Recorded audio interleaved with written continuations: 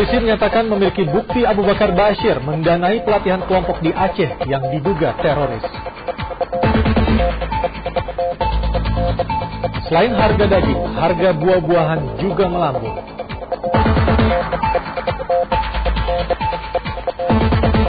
Rokok elektrik mulai banyak beredar di pasaran. Bagaimana dampaknya bagi kesehatan penggunanya?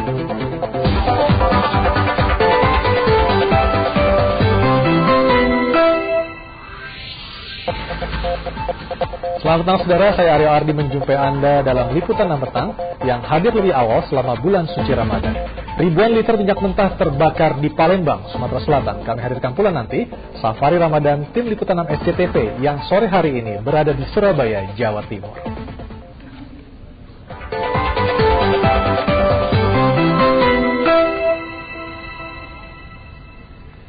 Usai sahur dan sholat subuh bagi orang muslim memang sebaiknya diisi dengan kegiatan yang mendekatkan diri dengan Allah Subhanahu wa Ta'ala. Namun di Sulawesi Selatan, usai sahur dan sholat subuh, para pemuda di Kabupaten Goa justru memanfaatkannya dengan balapan liar. Kegiatan ini sangat mengganggu, bahkan salah seorang anak tertabrak dan ditinggal pergi.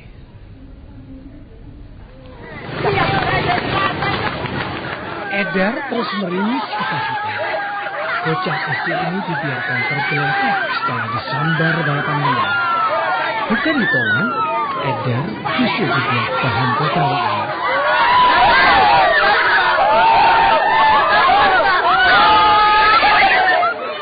Balapan liar yang sering dilakukan pemuda di Kabupaten Goa, Sulawesi Selatan usai sahur dan sholat subuh makin mengkhawatirkan.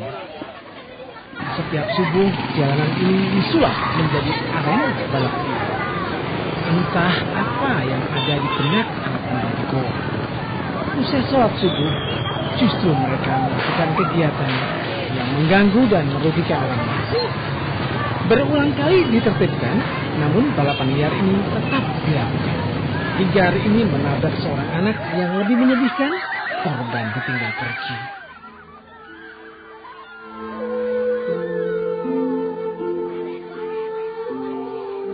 Iwan Taruna melaporkan dari Makassar.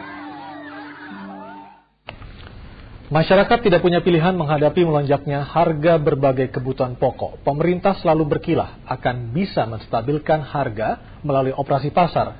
Namun pada kenyataannya saudara, setiap bulan suci Ramadan pemerintah tidak berdaya membendung kenaikan harga.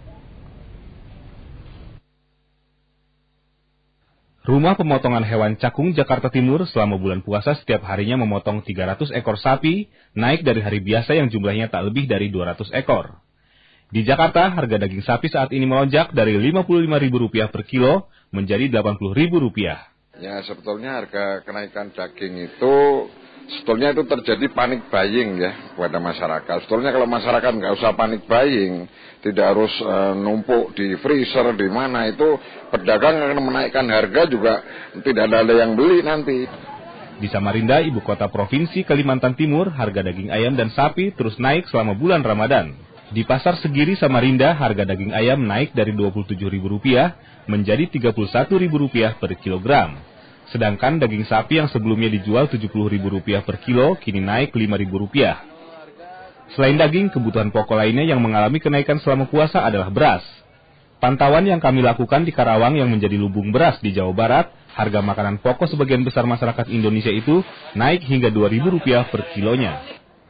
Penyebabnya adalah tersendatnya pasokan dari sejumlah daerah karena terlambat panen. Tim Liputan 6 SCTV melaporkan. Tidak hanya daging dan harga kebutuhan pokok lainnya saja saudara yang merambat naik, harga buah-buahan selama bulan suci Ramadan juga mulai naik. Permintaan yang tinggi selama puasa menjadikan harga buah semakin mahal.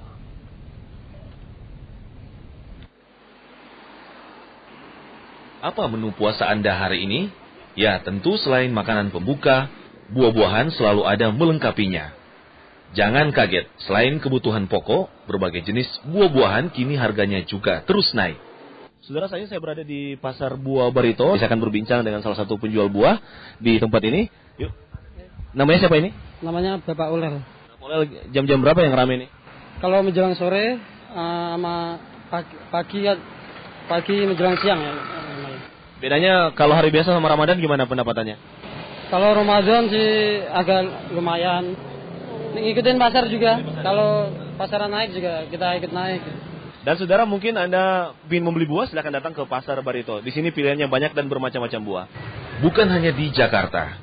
Di Pemalang, Jawa Tengah, daerah penghasil buah, berbagai jenis buah yang biasa menemani buka puasa, harganya cukup mahal. Alpukat misalnya kini Rp10.000 per kilogram. Sebelumnya hanya Rp5.000. Semua jenis buah naik, rata-rata 50%. Naik semua rata-rata. Jeruk karena salak. Berapa naiknya Mas? Mas. Jadi apa menu buah-buahan untuk buka puasa hari ini?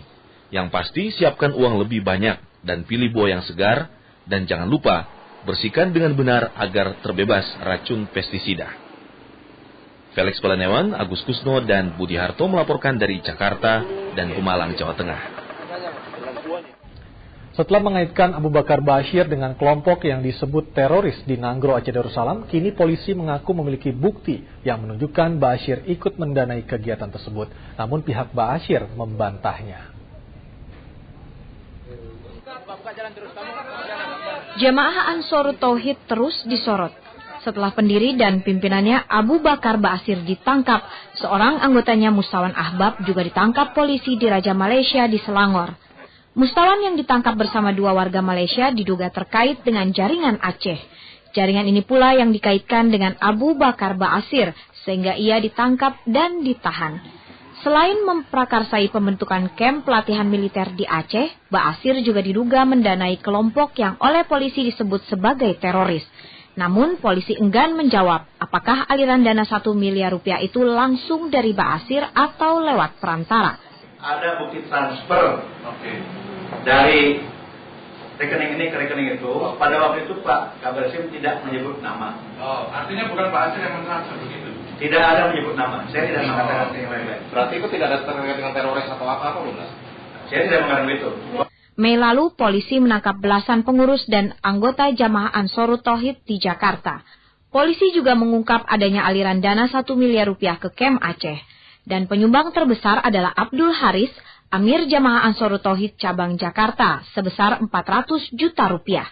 Abu Bakar Ba'asyir saat itu meragukan keterangan Kapolri. Saya heran kok dia itu bisa membantu sampai 400 juta, tidak masuk akal. Ya. Padahal kami, kan markas yang ada sekarang ini kan dipinjami orang. Orangnya sudah meminta markas itu mencari uang 40 juta saja pening. Kok bisa Haris mengeluarkan 400 juta? Belum jelas apakah yang dimaksud aliran dana dari Ba'asyir mengalir lewat Abdul Haris dan anggota Jamaah Ansarut Tauhid lainnya, ataukah polisi punya bukti lain? Jawaban inilah yang dinantikan publik. Tim Liputan 6 melaporkan dari Jakarta.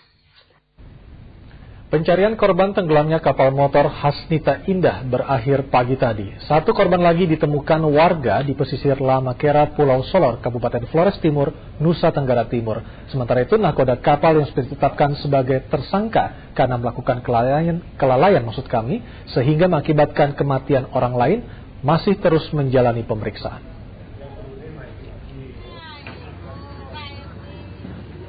Setelah hampir sepekan, Sekretaris Badan Penanggulangan Bencana Daerah memberikan rekomendasi untuk menghentikan pencarian korban tenggelam kapal Hasnita Indah di perairan Adonara. 1 korban lagi ditemukan warga di pesisir Lamakera, Pulau Solor, Flores Timur. Korban yang sudah tak dikenali sudah tidak memungkinkan untuk dievakuasi sehingga langsung dikuburkan warga. Total korban tewas mencapai 11 orang dan 27 masih hilang. Sementara nahkoda kapal, Awan Yakub, masih menjalani pemeriksaan di Mapolres Lembata sebagai tersangka. Awan diduga melakukan kelalaian yang mengakibatkan kematian orang lain dengan mengangkut penumpang melebihi kapasitas kapal motor yang dinahkodainya.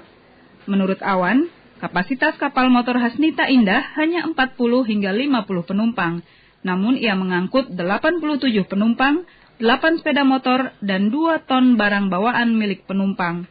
Kejadian kapal itu dia pembawanya dari samping, maksudnya saya ambil haluan, kapal itu oleh di penumpang itu kan dilari ke kanan, maksudnya kapal itu tidak naik lagi, langsung diri.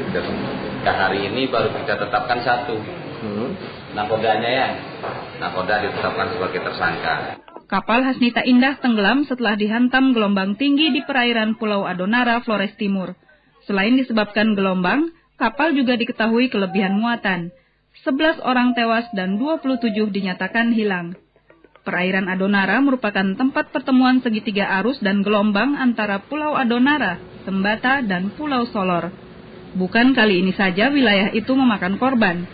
Pada 1987 silam, kapal motor Sahabat juga tenggelam dan menewaskan belasan penumpang, 20 lainnya dinyatakan hilang. Didimus Payung Dore melaporkan dari Kabupaten Lembata, Nusa Tenggara Timur.